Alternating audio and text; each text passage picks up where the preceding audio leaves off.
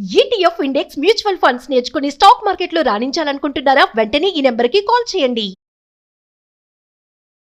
Hello viewers, welcome back to our channel. ప్రస్తుతం మనతో పాటు ఉన్నారు realtor oxygen founder and CEO, TEDx speaker and legendary award winner in real estate doctor Nandi Rameshwar Rao గారు. సార్తో మాట్లాడదాం. నమస్తే సార్. నమస్కారం.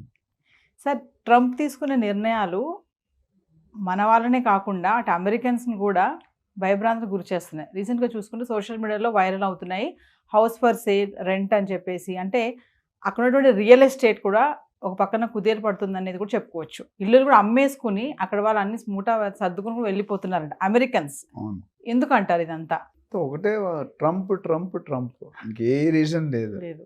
Second place Elon Musk. మిగతా అన్నీ సేమ్ టు సేమ్. ఎందుకంటే ట్రంప్ వచ్చిన తర్వాత ఏమైందంటే ఆయన హిస్టరీలో జనరల్గా మనం రెండు రకాలు ఉంటాయి. జనంలో ఒక మనిషిగా ఉండడం వేరు, మన వాళ్ళు జనం రావడం వేరు. మీకు అర్థమైందా? సినిమా యాక్టర్స్ జనం వస్తారు, మీరు నేనైతే జనం రారు. సో ఈయన జనంలో ఒకటి కాకుండా జనాన్ని క్రియేట్ చేసేలాగా కెరీర్. అంటే హిస్టరీని తిరగ రాస్తున్నాడు, రీరైటింగ్ ది హిస్టరీ. తిరగ రాయడం అంటారు కదా. అంటే ఈయన ఉన్న నెక్స్ట్ 4 సంవత్సరాలు వర్షాలు కాదు కురిపిస్తాడు, బాంబుల మీద బాంబులు వేస్తున్నాడు అని. వచ్చి ఎవ్రీడే ఒక కొత్త బాంబు వస్తుంది. ఆ బాంబులు ఎటు వస్తుంది, అటు అమెరికా వాళ్ళతో అవుతుందా, ఇండియా వాళ్ళతో అవుతుందా, కెనడా వాళ్ళతో అవుతుందా, ఎవరికి తెలియదు. బేసికలీ ఏంటంటే కండిషన్స్ టైట్ చేస్తున్నాడు. అంటే ఆయన కంట్రీ ప్రకారం ఆయన ప్రెసిడెంట్గా పద్ధతి కరెక్టే ఆయన వరకు. ఈ మన కంట్రీ కూడా మనం సెల్ఫిష్ ఉండాలి. బట్ అట్లానే మిగతా వాళ్ళని ఇబ్బంది పెట్టకూడదు కదా. ఇక్కడ మనం గత 10-15 వీడియోల్లో మాట్లాడుకున్నాం. లాటరీ సిస్టమ్ తీసాడు, వీసా సిస్టమ్ తీసాడు, బర్త్ టూరిజం తీసాడు, పార్ట్ టైం జాబ్స్ తీసాడు, illegal immigrants, government employees buyout అని 8 months శాలరీ పెట్టాడు.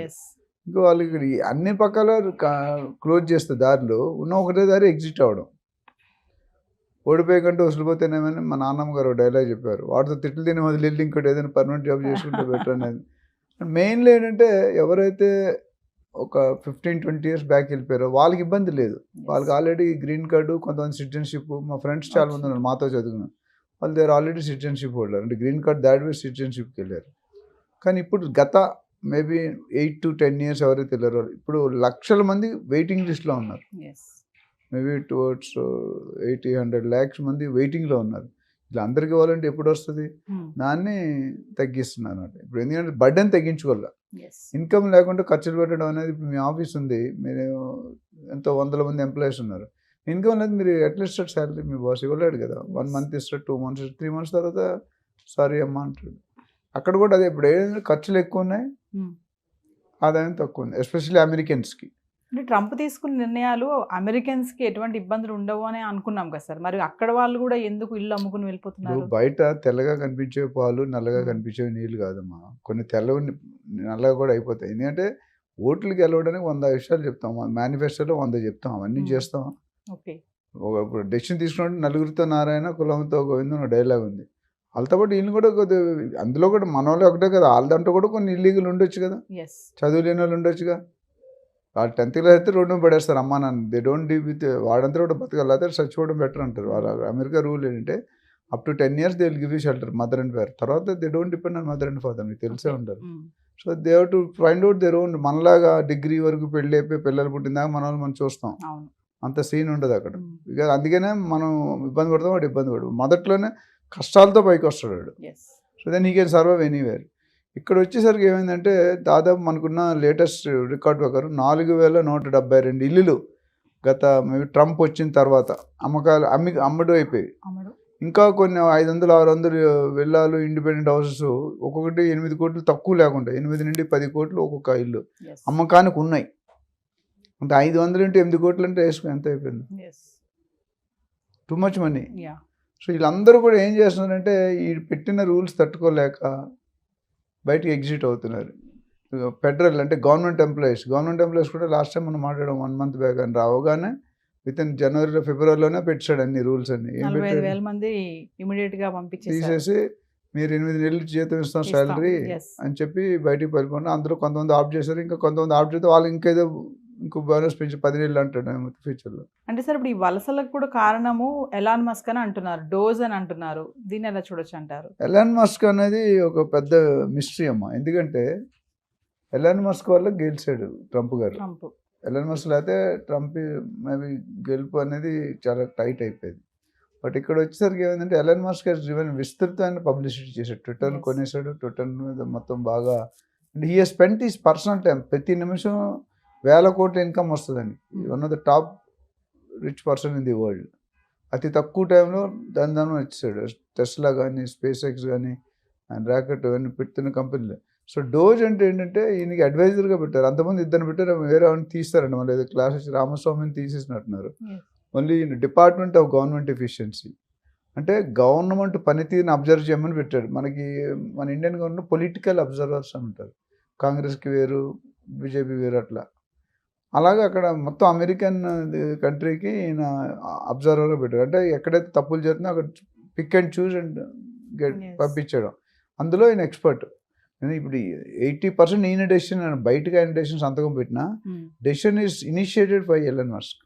ఎస్ సో ఒకటి ఏంటంటే ఒక విధంగా మంచిదే. ఎందుకంటే ఈవెన్ ఇండియా వాళ్ళు అవ్వచ్చు ఎవరైనా they should not go illegally. అది ఎప్పటికైనా మన కంట్రీ మీద కూడా బ్యాడ్ నేమ్ వస్తుంది. ఎస్ లక్కీగా మనకి అంత ఎక్కువ మంది లేరు. మెక్సికో, జపాన్, చైనా అవి చూస్తే మనం పనామా ఇవన్నీ మనం చాలా బెటర్. బట్ అది కూడా చేయకూడదు.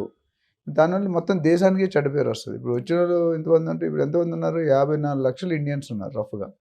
అందులో 18 లక్షలు ఇల్లీగల్, ఇల్లీగల్ 3 లక్షలు స్టూడెంట్ వీసాస్, అంటే 15 లక్షల మంది ఇల్లీగల్. ఇప్పుడు వీళ్ళందరూ పైకి వస్తారు. ఇవాళగా రేపు ఈ 5 సంవత్సరాల్లో ఈయన మోర్ దెన్ 50% అయితే ఖాళీ చేస్తాడు.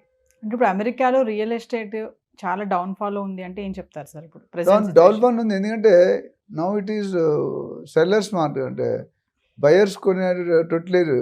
అందరూ అదే స్టేజ్లో ఉన్నారు. ఇల్లు ఉన్నాడు, ఇల్లు అన్నాడు అదే స్టేజ్లో ఉన్నారు. ఇల్లు అన్నాడు ప్రాబ్లం లేదు, రెంట్ ఖాళీ చేయరు. ఉన్నాడు మరి ఇటు వెళ్ళిపోతే ఇల్లుకి రెంట్ ఎవరు ఇస్తారు? జనాలు వెళ్ళిపోయే ట్రెండ్లో ఉన్నారు. ఇప్పుడు ఇక్కడ ఏమవుతుందంటే ఎవరైతే జాబులు పోయి బిజినెస్లు పోయి ఇల్లీగల్ వలసలు వచ్చి రాంగ్ ఇల్లీగల్గా ఉంటున్నారో వాళ్ళందరూ కూడా they are taking a decision. ఎందుకంటే ఇప్పటికే చాలామంది ఇండియాకి తిరిగి వచ్చారు. వాళ్ళందరూ కూడా ఇక్కడ రియల్ ఎస్టేట్ వైపు చూస్తున్నారు. అది పెద్ద జోక్ ఏంటంటే సాఫ్ట్వేర్ జాబులు అన్నీ లేవు అని లక్షలు ఎక్కడున్నాయి మన దగ్గర. ఇప్పుడు ఉన్న వాళ్ళనే లాస్ట్ కరోనా దగ్గర నుండి ఇంటేక్ పడిపోయింది. అట్లనే వర్క్ ఫ్రమ్ హోమ్ ఆప్షన్ తీస్తారు. అందులో కూడా నేను విన్నది ఏంటంటే వర్క్ ఫ్రమ్ హోమ్ ఆప్షన్లో దే ఆర్ అంటే డూయింగ్ 2-3 జాబ్స్. కొంతమంది అందరని చెప్పలేను కానీ 2-3 జాబ్స్ చేస్తున్నారు. చేసినప్పుడు అది ఇల్లీగలే కదా. ఒక కంపెనీ దగ్గర సాలరీస్ ఇంకో కంపెనీ పనిచేయడం కరెక్ట్ కాదు. ఇవన్నీ బయటకు వచ్చాయి. The kept A separate body, separate team to identify these illegal issues. అదే పని వాళ్ళు. సో ఏదేమైనా సార్ ట్రంప్ అయితే ఈ లాస్ట్ టర్మ్ కాబట్టి ఈ టర్మ్లో మొత్తం అంతా కూడా ఆయనకున్న మంచి ఆలోచనలు, పిచ్చి ఆలోచన, అన్ని ఆలోచనలు జనాల మీద రుత్తాడు. ఇంప్లిమెంట్ అందుకు కొన్ని సక్సెస్ అవుతాయి, కొన్ని సక్సెస్ అంటే ఆయన సైన్ చేసిన దాంట్లో పోవు. బట్ కొన్ని అయితే పోయే అవకాశం ఉన్నాయి. అన్ని ఇప్పుడు బర్త్ డివిజన్ అనేది టఫ్ ఏరియా, అది కంట్రీకి సంబంధించింది. ఈ చిన్న చిన్న వ్యవసాయం ఇవన్నీ కూడా ప్రొసీజర్లో కూడా any time they can do. As of today lot of people are under threat. ఇంక ఈయన కానీ ఇంకో టర్మ్ వచ్చాడంటే తేడాలు వస్తాయి. వచ్చే అవకాశం లేదు కాబట్టి thank you sir. Thank you.